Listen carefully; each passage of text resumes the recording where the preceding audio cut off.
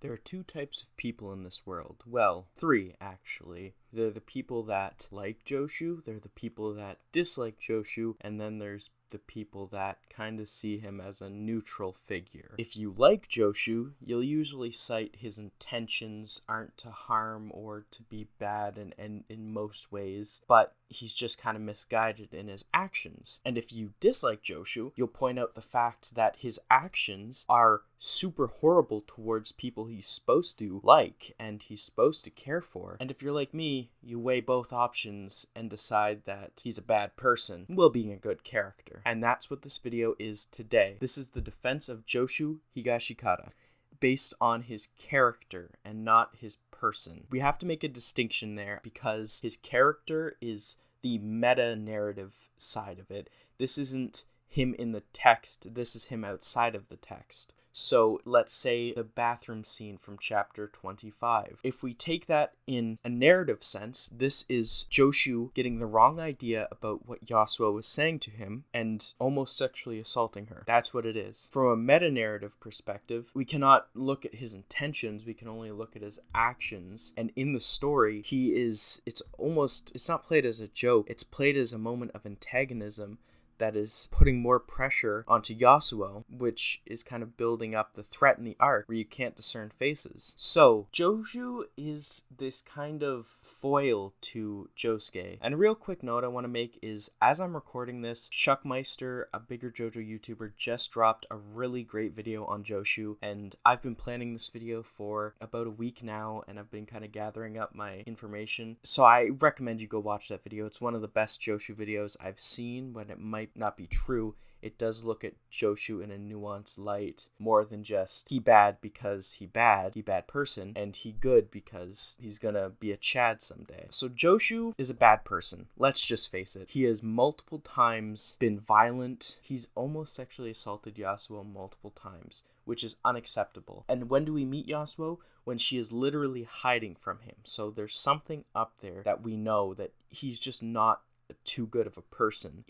I'm not calling him dumb or stupid. I'm calling him a bad person for not being able to recognize whether or not you believe Shuck's video on if he's suffering from autism or not. It doesn't matter that much. People with autism, people with mental illnesses should have help. That they shouldn't use that as an excuse. So I'm not excusing Joshu based off his thing that he has going on with he might have autism. But I'm going to be looking at him from a character perspective, and from a character perspective, he is super consistent. He is a super consistent character. He never really falters from that Joshu line of thought, where he's a punchline in the story. In a meta-narrative way, he is a punchline. He's a joke character. He's not really meant to be the focus. And that's why when people were reading before chapter 101 of JoJolion dropped, they were mistaken about what was going to happen, because it would have been completely out of left field for Joshu to just become this Chad alpha, take down Toru, and I get it was half a joke, but it was half serious too.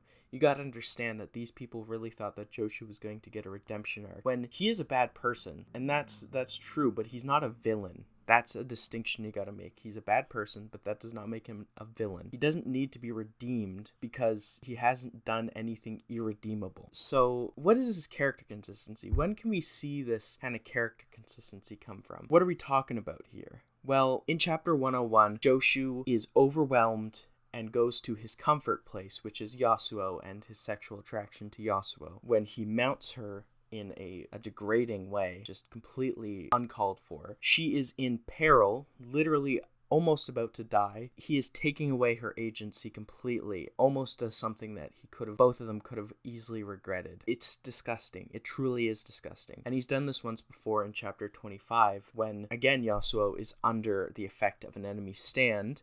She's not necessarily dying in this context in chapter 25, but it's Paper Moon King when she can't discern faces one from another. So she thinks it's Josuke. And Joshu thinks that she wants him sexually. Obviously, she doesn't. So Joshu takes advantage of her to basically antagonistic effect. And it's almost the same thing with chapter 101, where he gets overwhelmed and starts doing something that he doesn't like. And it happens again this time it's with violence, where we can see it against Hato, we can also see it against Miracle Man and his stand user, we can even see it against Josuke, but that's stopped by Norisuke. It's very easy to see where this character has his pitfalls, but he's also a very caring character. He cares for his family above almost all else in this world. If you look at the events of chapter 101, you can tell that he is really in a place of sorrow and deep regret for some of his actions against his family. That doesn't change the fact that he did some horrible things and has done recently some horrible things to Yasuo. But we have to realize Joshu isn't well. He's not all there. And is anyone really? Especially Joshu, though. He is,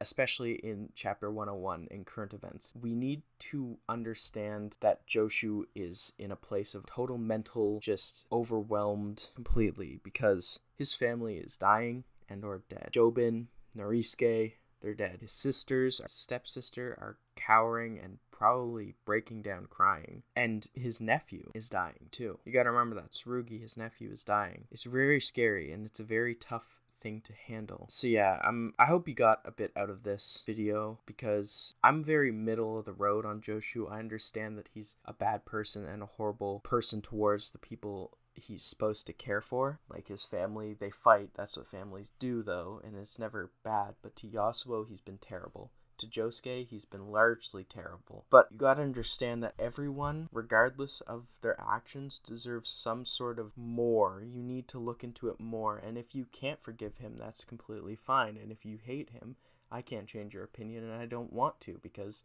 that's totally valid. He is a pretty shitty guy. But if you love him, you gotta remember that it's okay to like him as a character, but he's completely just a bad person. To love him as a character is different to love him as a person, and to love him as a character is completely fine because he is one of the best characters in JoJolion. Consistent, he's been there from the start, he's consistent, and he's always entertaining when he's on screen.